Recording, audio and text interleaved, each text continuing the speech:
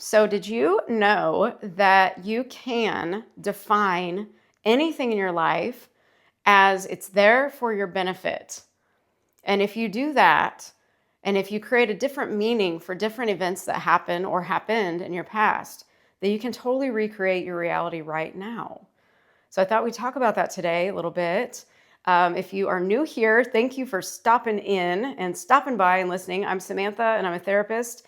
And I'm creating a video every day for a year to get over my fear of public speaking and social anxiety. And this is video number 136 of 365. And from the get-go, I said, no matter what, I'm doing a video every day, even if I'm sick. And lo and behold, I'm sick today. I'm real sick. I have like 102 temperature or something like that. And I'm hopped up on Tylenol and ibuprofen alternating and tea and all kinds of electrolytes and vitamin C and doing all the stuff. So that's why I'm here today. And I wanted to talk about how we can define anything, even this fever that I'm having right now, experiencing, as something for my benefit. Everything that's happening to you is for your benefit. There's always something that you can take with you from that thing that you're going through, no matter what it is. And so I want you to just look at your life and look at where have I assigned a meaning to something that does not help me in any way or serve me in any way. And if I'm defining something a certain way, is it helping me, or is it continuing some sort of maybe past abuse that you've gone through? Or just like these bad thoughts that we think throughout the day, that just these negative thoughts that create this negative feeling inside of us. How many of those are actually true? Probably not a lot of them. It's from all that past programming. And so all that past programming is creating the way we make things mean and how we define them. And so I could be this grouchy person and be like, I got this dumb fever and it's causing me to change my schedule around and all these things.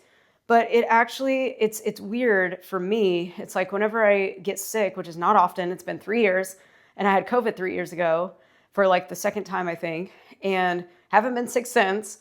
Always take really good care of myself. But now that I'm sick, it's like, I don't know, you just feel this peace. It's weird. And it kind of like brings you more in the present moment. And I love talking about being present because really all we have is right now. And so how you're defining what's going on in your now is how you're going to feel. And so we have to practice these elevated emotions if we want to feel better and heal and change and all these things. We've got to practice the intention, having an intention, and marrying that with an elevated emotion like Joe Dispenza talks about. And so Joe Dispenza is one of my favorite mentors, I would call him. My doctoral program, he was one of the instructors. It wasn't like it was an online class, so it wasn't like I got to see him live or anything like that. That would have been amazing. But I got to go through his neuroplasticity class, and that's the reason why I joined the program in the first place, was for him. And so when he healed his spinal cord injury through meditation alone, by just concentrating on reconstructing his spinal cord through imagination, one by one, the vertebrae that were broken, he reconstructed them in his mind. And so ever since I found out about that guy, I've been so interested in learning about how he does things and how his meditations help so many people. And so I do one of his meditations every single morning. It's one of my favorite times of the day. And it just, to me, when you're sick with something, which I'm sure a lot of you have some sort of illness or chronic pain. I know I have chronic pain that I experience in my neck, but with chiropractic care and with yoga, it really has taken care of itself over the years a lot. I just have flare-ups every now and again, but those flare-ups I attribute to emotional stress. And I've always been an emotional person. And so our emotions are most definitely, I believe we can argue this up and down if we like, but in my opinion and what I've seen is that emotions cause all disease. Stress causes all disease. And so the less stress that we have, which I find that emotional stress is probably the worst type of stress, because a lot of times There might be something that you're going through that is chronic, like the problem isn't going to ever go away, let's say, possibly. You're taking care of a family member or something, and it's just very difficult for you to handle. And so, but what we have to do in those moments is we've got to remember we've got the present moment, and we get to choose how we define something. And so we can either say this is hard or this is easy. And we have to train our minds to get to that point where we're actually able to do that, because most of the time we're trained to look at everything kind of in a negative light.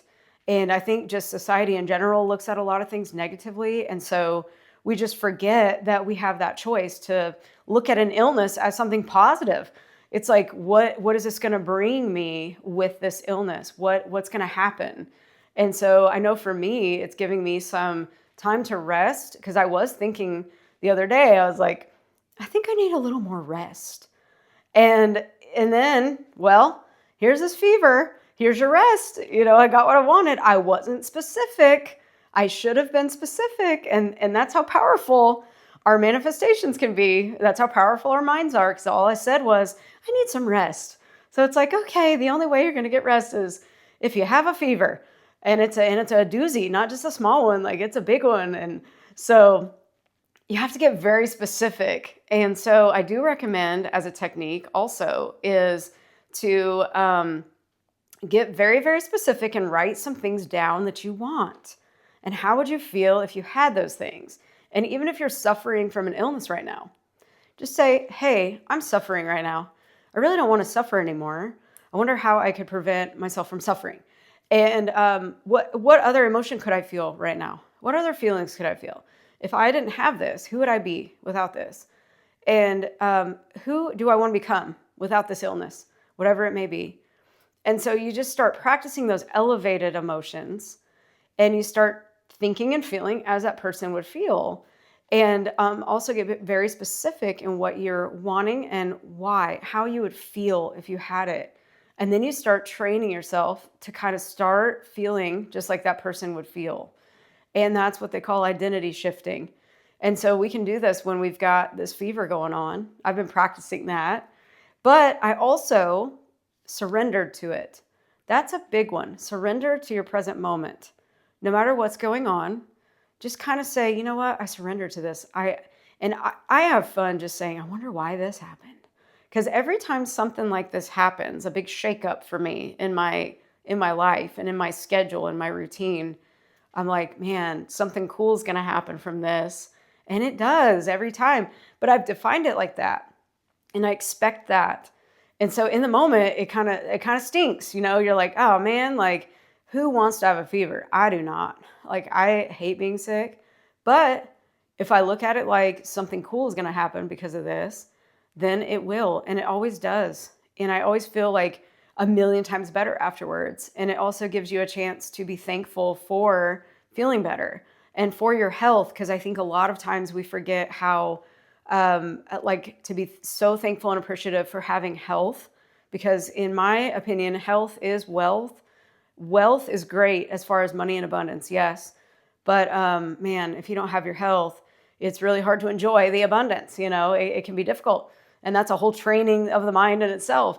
So there's something that Louise Hay, she wrote the book, You Can Heal Your Life. And there is a chapter in there where she says something like, I release the pattern in me that created this illness, something like that. And so there's something to be said about that, to kind of look at your patterns of thought, which I always talk about. What are you thinking? What are you feeling on a dominant basis all the time? And really see if there's a pattern there, especially if you get sick a lot or you have allergies or things like that. I definitely recommend her book. I've got it on my shelf, like you guys can see it. I keep kind of pointing over there. But it is one of the best books. I just love referring back to it for like clients, just for fun. And we just explore the emotion that's attached to the physical ailment. And it's very interesting to just kind of surrender to what's happening, accept what is, and then be excited for the changes that are coming. And you get to define it like that. You don't have to get stuck where you're at. Our emotions are not there for us to be stuck. They're there to guide us and say, you're on the path that serves you versus the path that doesn't serve you. So really, really keep that in mind. And yeah, I'll leave you with that today. If this helps somebody, please share it with them. That would be awesome. I love to see my subscribers going up. That's amazing. Thank you all so much. If you'd like to subscribe, please do. Please smash and mash the like button. And I will be back tomorrow, hopefully feeling even better. I think I will be. I already am feeling a little bit better. So thank you for watching, and I will be back tomorrow. Bye.